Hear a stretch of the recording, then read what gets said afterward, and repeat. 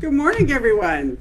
I am so excited to be here today. My name is Sue Witter. I'm one of the licensed practitioners here, and Reverend Karen is taking a couple of weeks to go and do a beautiful spiritual practice of allowing herself to refresh and rejuvenate and regenerate.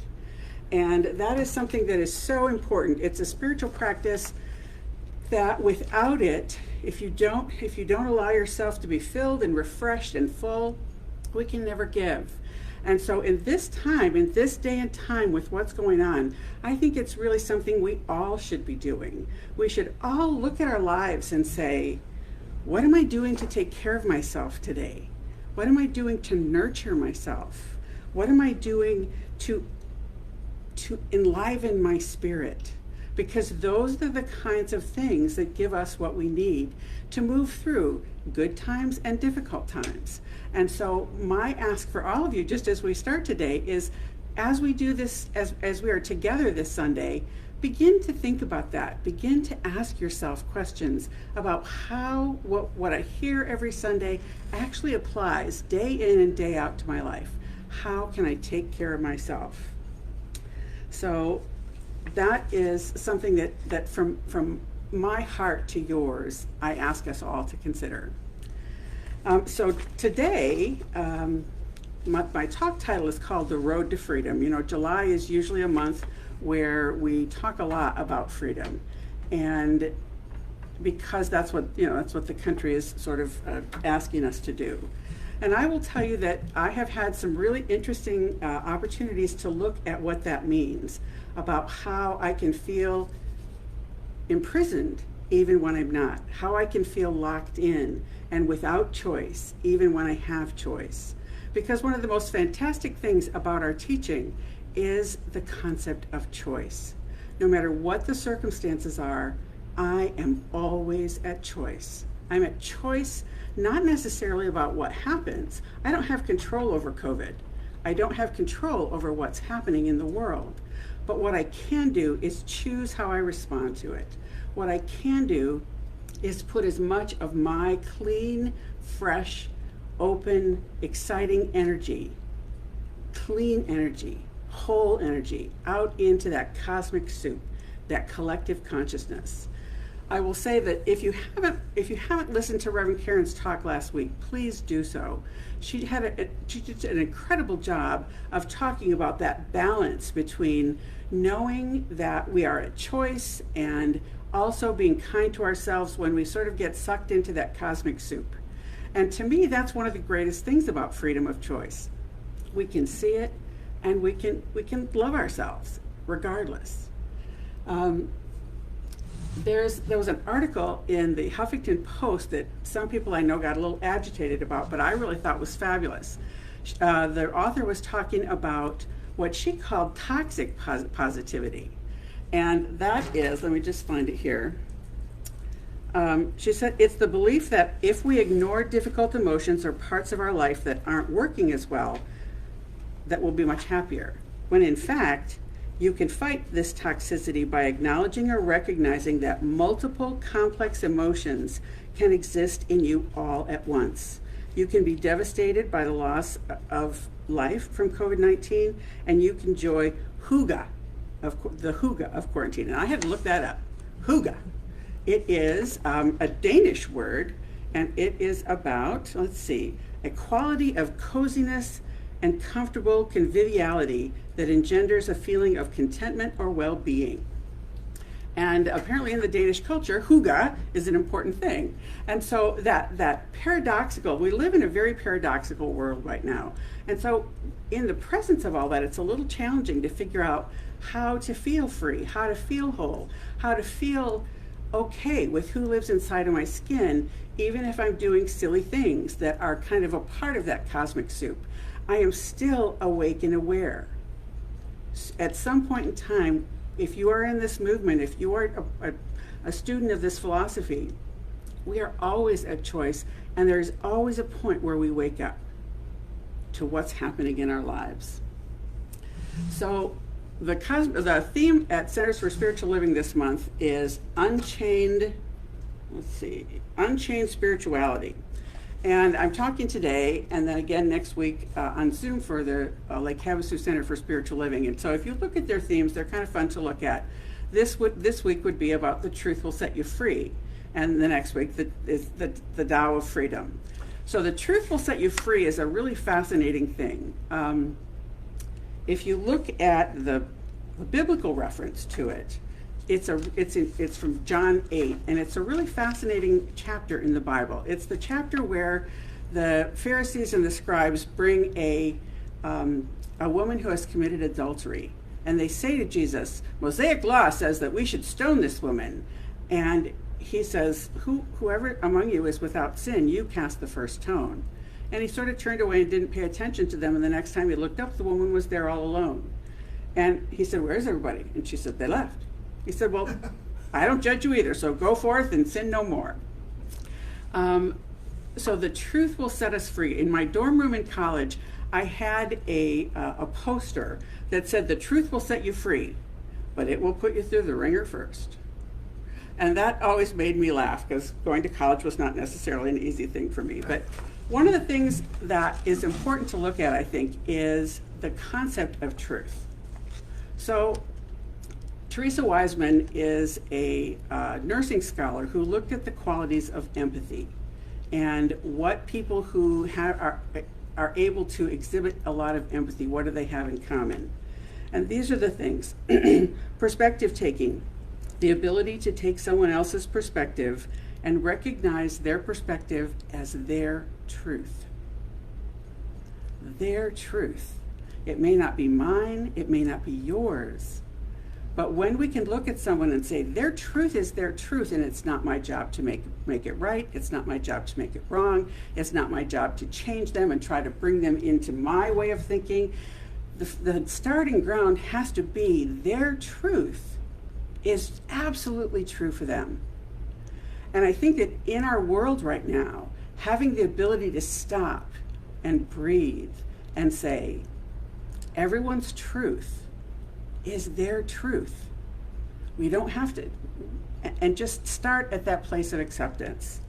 And then in empathy, avoid judgments, because judgments cloud clarity. Well, I don't know about you, but most of us don't do so well with that. That was not the word that first came to mind. And then recognizing an emotion in another person and having some way of communicating that you understand that emotion. And many of us will want to jump in and go, well, when this happened to me, I know exactly how you feel. That's not it. It is just to be able to say, I understand you're frustrated, I understand you're angry, I understand whatever it may be, but to just say, I get it. I hear you. I know you're this or that. And then it's to be able to see that we are all a part of a common humanity. And if we remember to not judge other people's truth, we can work to communicate to help them to help create a dialogue where we can come to a common ground. But it's not about changing their truth. So in the textbook, Ernest Holmes on page 31 has a whole section called The Road to Freedom is Not Mysterious. And for me, a part of what's important in that concept of a road to freedom is that whole first, the basis of saying, I first need to be able to know that my truth is my truth, and I don't have to defend it or argue it or anything else. I just have to look for common ground with the world around me. That is incredibly freeing. And that process of non-judgment is incredibly freeing. So in The Road to Freedom, he says, we need not ask why these things are so. There can be no reason given as to why the truth is true. We do not create laws and principles, but discover and make use of them. Let us accept this positive relative to laws of mind and spirit and see what we can do with them. That's really what choice is all about, seeing what we can do with them. So it's this unique and sometimes challenging blend of understanding the truth in the whole process of empathy. My truth is my truth. I personally believe it's the capital T, but it may or may not be, but it is capital T for me. And to step back and say, how can I find whether or not I'm in alignment with principle? Well, one step is to not judge, like it said in the process of empathy. So I was talking to someone yesterday, and we had a very good laugh. We were talking about guilty pleasures and how you don't really want them to know your guilty pleasure, right? So I can say this now, but for years I would never say I read trashy romance. I do. It's what puts me to sleep at night. It would turn my mind off. It's the same story over and over. You know, you don't have to worry about the characters, who's the good guy, who's the bad guy. It's clear. So I used to, when Kindle didn't exist, I put my little romance books in one of those. Remember, there was a cloth thing you could put over your books, and it had a little handle, so it was like carrying, so no one would know. And I can't tell you how freeing it was the day that I went, excuse my language, screw it. But this is true. I'm going to just give myself permission to do this. It works for me. I enjoy it, and call it a day. And my friend talked about a day where she had gone out and bought food that wasn't necessarily, candy and ice cream and a National Enquirer. And she said there was a point in her life where she would have tried to hidden that National Enquirer so the people around in the checkout line, as if we know them, wouldn't go, oh, she's reading the National Enquirer. So it's a very, very freeing to be able to give yourself the opportunity to tell the truth about where you are and to know that you're lovable right there in that moment. I am as lovable, hiding actually my trashy romance habit, as I am with having it. But my life is freer when I don't worry about how you judge what I do or don't do.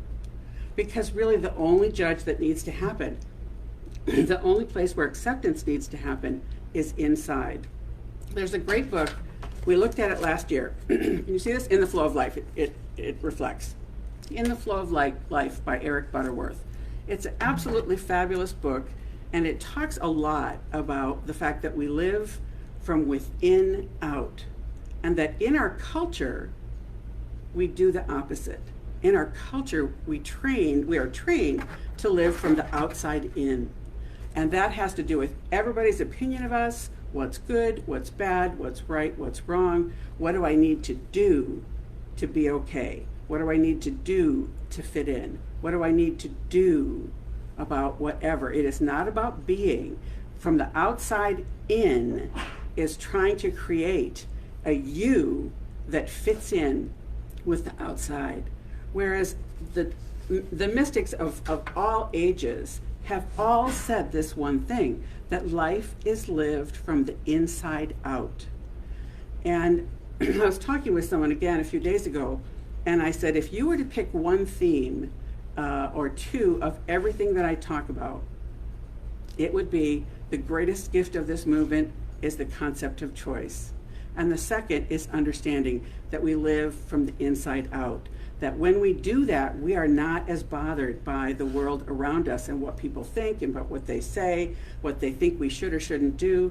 It's much easier to participate in the 4 agreements that says never take anything personally.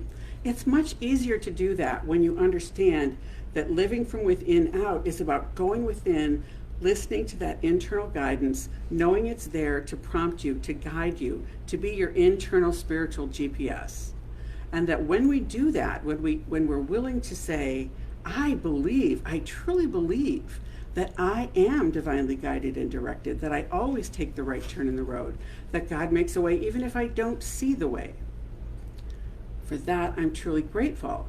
And so that process is an amazing thing to be able to know then, if I'm looking at life from the inside out, then rather than what can I do to change you, is not the question we ask. The question we ask is, what do I need to do inside of me? Not to change me, but to be at peace with whatever is going around me. Something that I quote of Ernest Holmes on a regular basis is the line about discordant facts, where he says, look the discordant fact in the face, and then you turn to the truth. Then you turn to love. Then you turn to all of the bigger truth, to be able to say, this is where I am, and I'm okay. just right there with that. I know that I'm not going to stay there because I've given myself the opportunity to stop and tell the truth and look, and then make a new choice. So in the original textbook, the original Science of Mind textbook, it says the divine plan is one of freedom. Bondage is not God ordained. Freedom is the birthright of every living soul, and all instinctively feel this. All instinctively feel this. And I believe that that's true. Another thing I say often, Pema Chodron and Marianne Williamson both say basically the same thing. We all want peace. We just have different ideas about how to get there. We are all instinctively pulled. We are all instinctively drawn to a more peaceful and loving existence. We just really see the avenue for that peaceful, loving existence is very, very different. So in the flow of life, let me just grab a page here. Eric Butterworth says, however, we need a clearer understanding of the role of thought in consciousness. Thought itself does not create. It either places us consciously in the universal flow, or it frustrates the flow. If we think sickness, and lack, we do not manufacture these things. When the thought is out of synchronization with the flow, then even as everything is cut off from the source, we can still come to know what we want. We can still, again, make that new choice. We can still always accept, and he says later on, he says, we simply accept and give our consent to its natural flow. It's so much easier for me when I think about it in that term. I can complicate anything. Just give me a chance and I am my Father's daughter, and if there's a way to put more steps in there that you need, we'll find it. And so to have that we simply accept it, giving our consent to its natural flow. The flow of life has an order. And when we resist it, it persists. That's what we teach. What we resist persists. And so to be able to say, I may not like what I see around me in this moment, but railing against it won't help me. It won't allow me to change. It won't allow me to make a new choice. But by being able to simply say, whatever is happening is indeed a part of the order that we need to have right in this moment, but now I can go in and change how I perceive it. And then when I change how I perceive it, we contribute to the collective consciousness to help the whole change. But the only way the whole change can happen is if it happens in here first. So that's, for me, one of the most important things when I look at that concept of freedom and say, how can I let go and be in the flow? How can I let go and be in the flow? Because there is never that level of resistance with the flow. And if you think about, in our beautiful state, we have the Grand Canyon. That big beast was created by water. Amazing. And it's one of my favorite places to go. I love to go there because I stand and look at it and say, this was created by a river. How amazing is that? The power of water. So I began to look up things about the Tao, and one of the things it said was, there was a parable that I read was about being like the water. And it said, it takes a lot of little streams to flow into, to make a bigger river to flow into the sea. It's all a part of the flow. But then he also told the story to this student. There was a wise man telling a story to a student, and he picked up water and he said, here, what do you see? Oh, it's water. Water is in a glass. And then he took and poured it into a vase. And I said, oh, well, water is in the vase. He took it and poured it onto the ground, and it soaked in. the lesson he was trying to teach the student when the student finally got it was, oh, water doesn't have a shape. It merely is allowed to fit where it is. And so that's a beautiful analogy for me to remember. If I can be like water, where I can have still this tremendous power to flow, to take a little body of water to turn it into the Grand Canyon on one hand, and on the other, to know that no matter what happens, if I'm like the water, I can allow myself to be a part of whatever is happening rather than to resist it. So it's interesting. When I was doing research, I just cracked up because one of the first things when I was looking at the Tao of Freedom popped up an article from an obscure little school in Michigan called Grand Valley State University, which happened to be the school I graduated from. It's in the middle of nowhere. It's between Grand Rapids, Michigan and Muskegon, Michigan.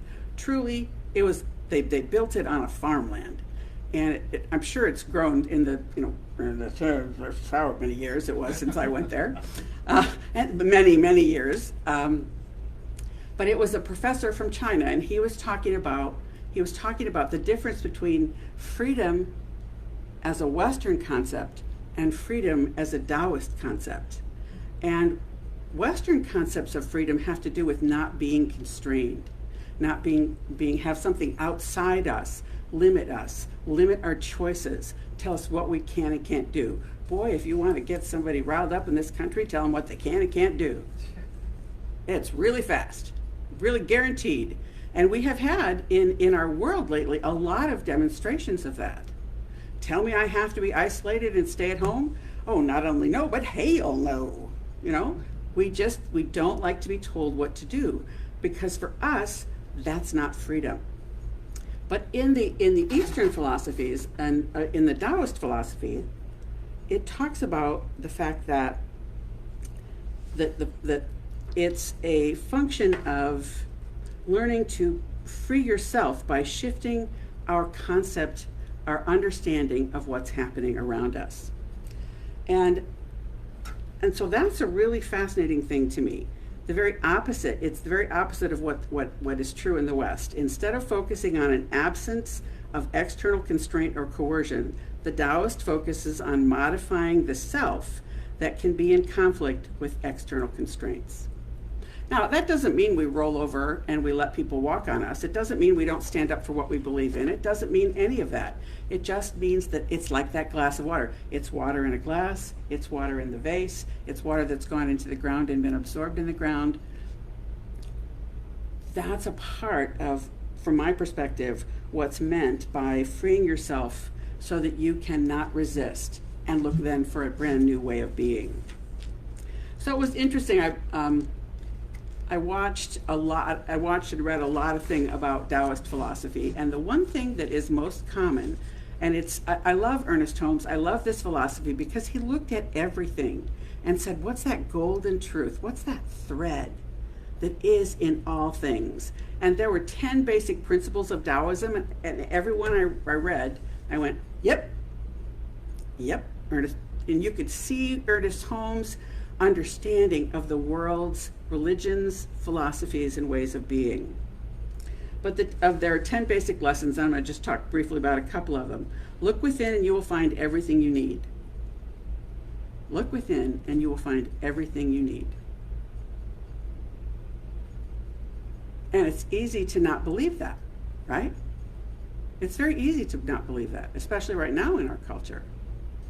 But look within and find what you need isn't about the external, it's about the internal. And if we do this, we create a deeper understanding of ourselves and the world around us. We create more balance and harmony. And we can then, the second tenet is, by letting go, you become free. What you resist persists. And Taoism talks about attachment to recognition, attachment to security, and attachment to control. Buddhism has a very similar thing where attachment is the source of all suffering. And so being willing to get to a place where we can see we don't have to we don't have to rail against the world and still be able to change. That's the beauty of this philosophy for me. And the third tenet is let go of labels if you truly want to let go of yourself. He who defines himself can't really know who he is. And it describes labels as the whispering of the idea that you have for yourself and how you see yourself and the world sees you. And if we can let go of the labels, it's much easier to move from mistake to mistake. We don't beat ourselves up. We allow ourselves to say, yes, that happened. What can I do now differently? Emerson, Ralph Waldo Emerson, another person that Ernest Holmes studied, in the Self-Reliance essay, he has a fabulous line that from the moment I read it, I went, oh, it's a horrific image and a true image. He refers to our memory as the corpse of our memory, and dragging around the corpse of our memory. Well, that can be just really graphically awful. And I went, all right, I'm going to have to really shake my head to make that one go away. But that's really what we do. All that awful, just disintegrating stuff, stinking, smelling, awful, we carry it around with us. We carry it in us. We make it something that is true about us as opposed to our past. It's the memory of our past. So being able to let go of the labels that go with that is just an amazing thing. There's some talk about paying attention, to not pay attention to evil, that good is the flow in the way of the Tao, and the Tao is the road or the way, and evil is just resistance to the flow. And when looking at it, when we talk about evil and sin, we talk about sin being an archer's term, where you miss your mark. That's the definition in archery for sin. And that for us, the same thing. I've missed my mark. I've missed my mark. That's all it is. So Eric Butterworth, once again, has a great passage here. It says, the great truth taught by the mystics of all ages is life is lived from within out. This means the whole universe is concentrated at the point where we are. More than this, we are the universe expressing as you. You are its living enterprise. It forever stands behind you with its full resources. It forever stands behind you with its full resources. And if we know that that's true, then it's much easier to not get sucked into what other people think, what's good, what's bad, what's right, what's wrong. It's to be able to see that we have behind us this power that allows us to make new and powerful choices. And the next tenet is that we have to be yourself without caring what other people think. So one of the 4 agreements, never take anything personally. And one of the first metaphysical books I ever read was Terry Cole Whittaker's What You Think of Me Is None of My Business. And that book changed my life. It doesn't mean that I don't worry about that I don't have periods of time where I do worry about what other people think of me, but when I catch myself, when I become an awake and aware of making that choice, I can go, oh, that's right. What you think of me is none of my business. Brene Brown talks about what she calls your square squad. And your square squad is people who have earned the right to give you feedback. Amen. The world has not earned the right to give you feedback, in my opinion. Only those people that I know love me exactly as the way I am and the way I am not. And they don't judge me for that. Those are the people who have the right to give me feedback. And Brene Brown encourages people to look at their life and say, who are the people that the only people you should be giving permission to give you feedback. And she said, if you have more than 2 or 3, you are people pleasing. Have 2 or 3 people that you trust, who know you, you're willing to tell the truth to them about how you feel, how you think, whether it's embarrassing or fabulous. And they love you right there. Not in spite of what you do, but because of who you are. That includes all of that. So being able to really have that square squad of people that you know that these are the ones whose opinion matter, and the rest are the rest. And if I'm thinking clearly, I can say what you think of me is none of my business. None at all. And it's interesting, I'm going to go over two more really quickly. Wisdom and strength come from remaining humble. Now, humble is a term that is, I believe, really, really, really misinterpreted. The best definition of humility and being humble that I've ever heard is being teachable. Being teachable. If I'm teachable, I'm not as attached to my own way. If I'm teachable, I'm willing to look at your way. If I'm teachable, I'm willing to see things differently. That prayer that I use all the time, Lord, help me to see this differently. That's a part of being teachable. And then the last one, which is really what we're talking about here today, and it's in all of the wise writings and teachings of the ages, and that is always go with the flow. Always. The Hicks, Esther and Jerry Hicks, and their person's name is who? Abraham, there we go. There's in one of their books, Esther Hicks, in a talk that I heard her give, said, there's nothing that we want is upstream. Nothing that we want is upstream. We've been upstream. That would simply be hauling around the corpse of our memory. Nothing you want is upstream. Everything is in the flow. And so from my perspective, if we stop and we look and we say, if we struggle, whether we're struggling with something I'm doing, whether I'm struggling with something that someone else is doing, stop. Be still and know that I am in the flow. Be still and know that I am in the flow. Eric Butterworth says that in The Flow of Life an amazing number of times. Be still and know that I am in the flow. And I'm going to end with two quick quotes. In This Thing Called Life, Ernest Holmes says, all life, all health, all peace, and all possibility exist in this power. It is a knowledge of this and the conscious use of this knowledge which will give us freedom. And he's talking about the law. It's the conscious use of the law that will give us freedom. And in a Science of Mind magazine article, it says, we are at liberty to choose what manner of life we shall live. We should feel that this is a choice we are backed by, a choice we are backed by all of the will, all of the purpose, and all of the law of the universe. Our reliance is on this law and order. It is the creative agency of all life. And at the same time, our use of it is personal and individual. Here is all the freedom one could ask for and all the freedom that the divine mind could possibly have given us. The freedom to act as an individual, the freedom to give full rein to our creative imagination, the freedom to do this, at least temporarily, in such a way that does not produce disharmony, but rather produces harmony. That is freedom.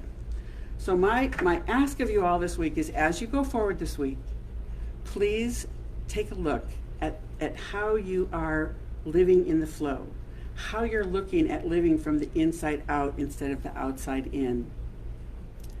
It is an inside job. Be still and know that I am in the flow. Thank you, guys. Amen. Let's just take a little prayer and anchor this, because I failed to pray us in. I prayed us in here in the building, but not yet to you. So we'll pray out instead.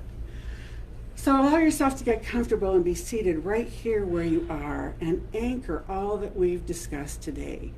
To know that we are divine beings, that we have the right to be peaceful and happy, that freedom is our birthright, that loving kindness and compassion is inherent in us, that peace and wisdom and clarity are always with us.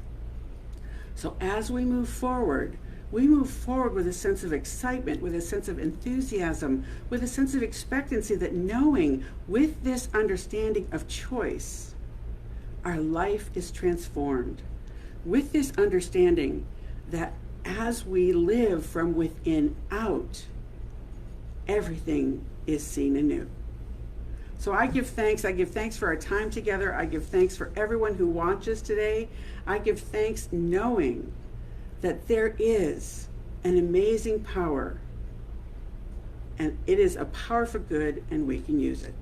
So I release this to the synchronicity of love and law, and together we say, and so it is.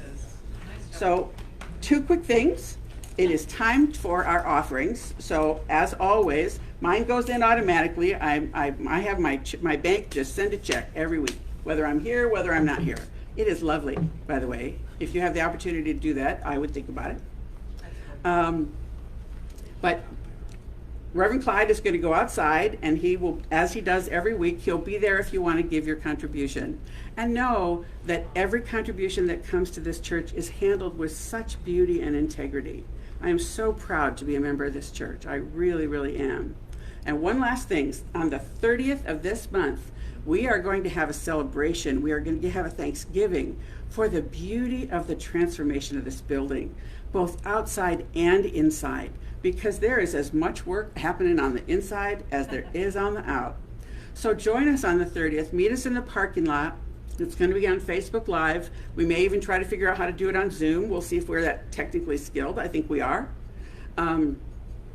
Join us. Join us to give thanks. And remember back in 2017, in June of 2017, we did that blessing around this building. Well, we don't have the freedom today to stand and hold hands and be around the building, but we can be here together in the parking lot.